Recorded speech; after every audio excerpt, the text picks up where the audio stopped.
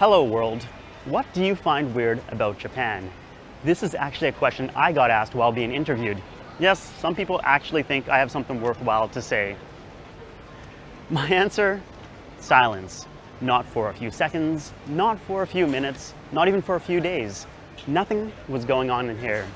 You see, I didn't start making videos to showcase the weird, the wacky Japan. No, I wanted to make videos to talk about what it was really like for the regular, whatever that means, Japanese family, Japanese person. However, that question just didn't stop bouncing around in my skull. What is weird about Japan? This video is brought to you by The Great Courses Plus. There's the easy things to point out, like renting a family or renting a boyfriend. Everyone knows that maid cafes are popular in Japan, the cutesy little hearts that are drawn in the air, the cute power that is infused into your drinks. Side note, maids be expensive, yo. Or there's even the wild clothing styles in Harajuku. Another side note, I started making this video before Conan came to Japan, but the timing was great because he provided awesome on-point examples of the weird Japan that's usually shown to the world. And then there's those weird Japanese always wearing masks. How come you're wearing a mask? Are you gonna do some surgery? No, I'm kind of sick. マスクってすることあります？あります。風邪ひいた時ぐらい、高校の時はすっぴんだと嫌だなみたいになってしてました。結構ここは隠したい、隠したら大丈夫かみたいな感じでやってた。Wearing masks is an everyday occurrence. They're worn to protect yourself from others' germs. They're worn to protect yourself from giving other people germs. They're worn to protect from allergens. They're worn to protect from air pollutants, PM 2.5. That's a scary thing. And they're worn to hide yourself because sometimes you don't feel like putting on makeup. Because maybe today you didn't feel like putting on makeup. And because maybe today you just thought, let's just use this take. Okay. But besides wearing masks on the regular, do Japanese do those other weird things?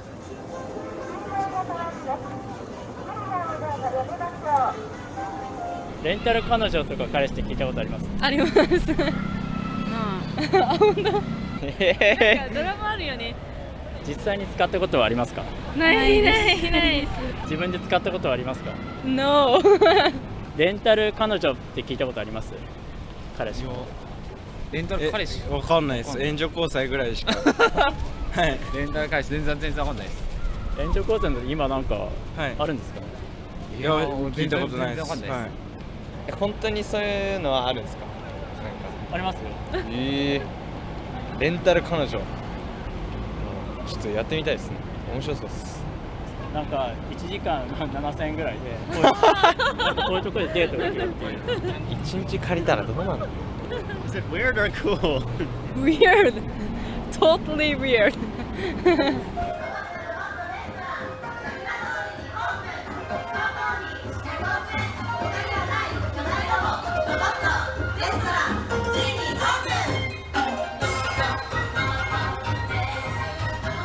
Have you been to Robot Restaurant? No.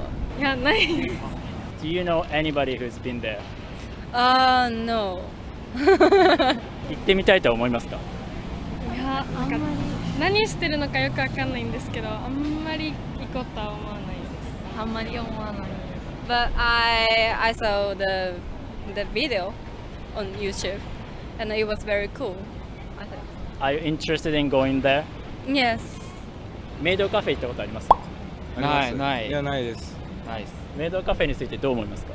いや全然いいと思いますよ。はい。メイドカフェ。メイドカフェ。行ったことありますか？ No.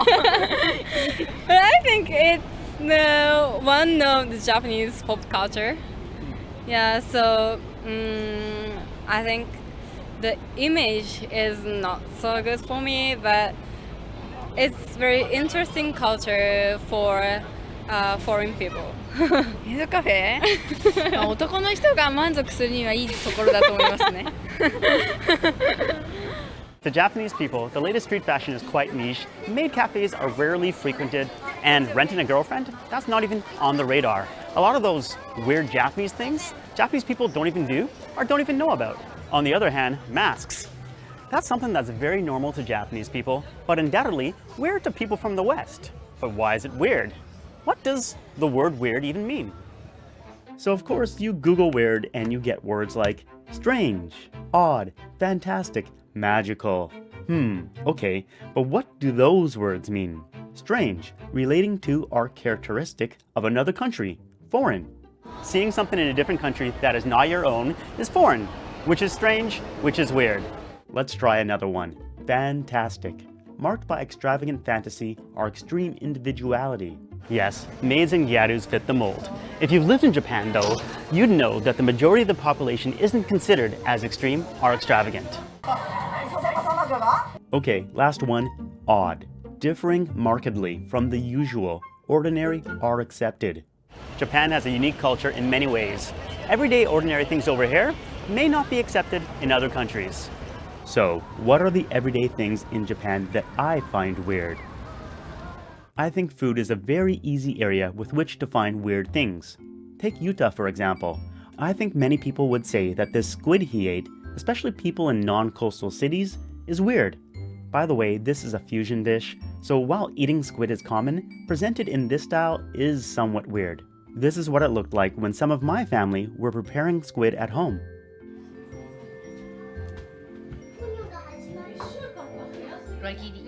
Fish presented like this is totally normal. Now this is a higher end meal, think fancy steak dinner. Japanese people don't eat it like this every day, but it's totally not out of the norm to have a fish's head prominently displayed like this. The prairie boy in me is screaming, "Why are you leaving the head on the plate?" You can even buy the head on its own at the local supermarket. And of course, you can get a whole fish on a stick. When I first saw this, I didn't even know where to start. Is it the head? The tail? Do you bite in the middle? Aha, it looks like it's in the middle. The ambiguity of what to do goes out the window if you downsize a bit and simply go for a whole bunch of these little guys. In conclusion, eating seafood, prepared in every which way, is completely everyday in Japan. And don't get me started with natto. If you don't know what it is, take these fine-looking edamame, peel the shells, and let it rot. Now you have natto. This is soybeans. Okay, not quite. I exaggerate, but natto is fermented soybeans, and it's a fine line between rotten and fermented. I don't know if you like it, but Japanese people like it. What's it smell like? I don't know. And what in the world is this? It's a bitter, deformed zucchini. That's what it is. It can lower blood sugar levels, but that requires being able to stomach it first. They sure got the bitter part of the name correct. There's even a couple areas that have the Goya as a mascot, like Goya Sensei in Fukuchiyama City in Kyoto, who yes, has his own Twitter, and Goya-kun, representing Okinawa, who even has his own fan club. These are mascots and most every area in Japan has one. It's completely normal. And don't get me started on unofficial mascots like Funashi. 船橋のゆるキャラ、まずこのふなっしーがどういうゆるキャラなのかということへ。 You'll actually find cute characters everywhere you go in Japan. There'll be mascots of local areas that you can buy. They'll be on construction barricades, because why not make it nice and friendly? They'll be on poles to stop cars from using sidewalks. They'll be on park signs to warn plants of evil fires, or birds of cars gone wild. They'll warn mice about what will happen to them if we find them. They'll sell homes by being a cute pro-LGBT blob. They'll sell Kit Kat. They'll sell themselves. They'll even sell chicken as a substitute for your turkey dinner. Okay, some of the characters are not so cute. Buy my chicken. Turning to more appetizing food, let's talk about fruits. Just regular fruits. Okay, pricey fruits. The meme is true. Some Japanese fruits be super expensive. These are what I categorize as gift fruits. Yes, Japanese love to gift fruits to one another, but why give them as presents? The wisdom of the gift of fruit. Send freshness, send flavor, send fragrance. Nothing communicate your thankfulness better than fruit. Those who say thank you with fruit are the wisest giver. 果物をお土産としてもらったりあげたりしたことはありますか？はあります。僕は沖縄行った時におじいちゃんとかおばあちゃんに沖縄マンゴーが有名だったんでまあ、ちょっと高かったんですけど、まあ、マンゴー買ってっておじいちゃんおばあちゃんにプレゼントしたりとか、あとはなんか僕ではないですけどお中元でこうなんかメロンとかそういうものを送られてくるのは結構あるんで、結構普通にあることかなって思ってます。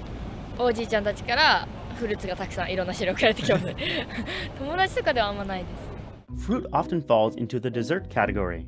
You don't have to look any further than the Japanese school lunch, Kyushoku, to see this. Cherries, melons, mandarins, these are all the dessert portion of the meal. And how the Japanese eat fruits might be a little bit different than what you're used to. Yeah, go eat some grapes.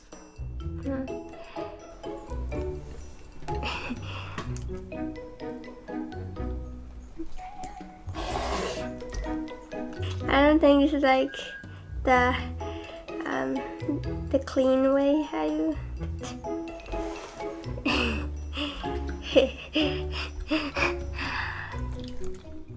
While extremely pricey fruits is not the norm in Japan, giving them as gifts is very much so.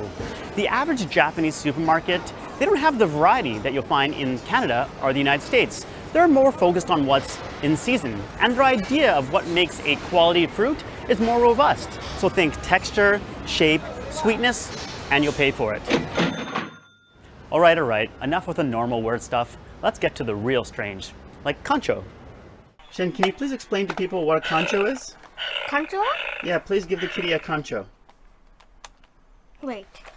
Like this hand, do like this, and then 干潮したことありますか？ありますよ。はい。朝よ。あれ男子じゃないやるの。やるとしても男子だけど、しかも小学生男子だよね。中学高校はやんないほとんど見ない。あるなんか和むというか場が盛り上がるというかじゃれ合い親しみを込めてみたいな、まあ、違う意味もあると思うけど。それいつしました？いつ聞く普通に高校の部活とかでこうみんなでふざけてこうやってどういうシチュエーション？いたずらで後ろからみたいな。そうですね。はい。ただしたいだけですね。高校でもたまにやってましたね。それどういうシチュエーションでするんですか？どういうシチュエーション？まあなんかふざけてなんか友達がこう気緩んでるとこ行ったりとか。バカな学校だったんで。いや and people's bum and do. Perhaps the most mainstream thing in Japan that I still can't comprehend is Japanese TV.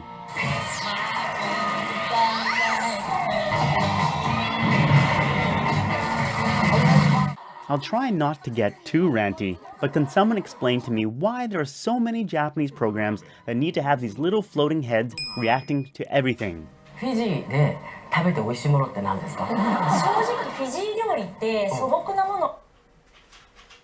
だから地元では常識。醤油ラーメン誕生の秘密を求め浅草寺近くの店へ。実はその昔ヨーロッパでは白い食器を作る技術がありませんでした。